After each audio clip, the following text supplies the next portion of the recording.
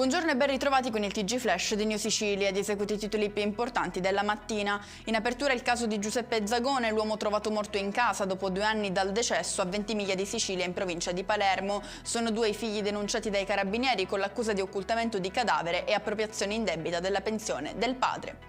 Permesso premio per Salvatore Rotolo, di 68 anni, responsabile dell'omicidio di Paolo Giaccone, medico legale del Policlinico di Palermo. Il detenuto, condannato all'ergastolo, ha trascorso la settimana di Natale nel capoluogo siciliano.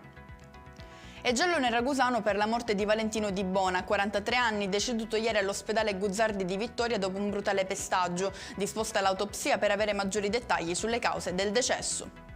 Era uscita per fare una passeggiata a Castelbuono nel Palermitano, ma è stata trovata morta in un bosco nei pressi del ponte dello Scondito. Si concludono così le ricerche di Vincenza Genchi, di cui la figlia aveva denunciato la scomparsa.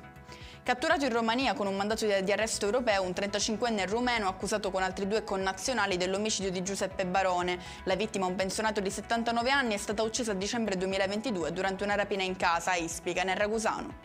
E con questo è tutto, prossimo appuntamento più tardi alle 19:30. Grazie per averci seguito, buon proseguimento di giornata.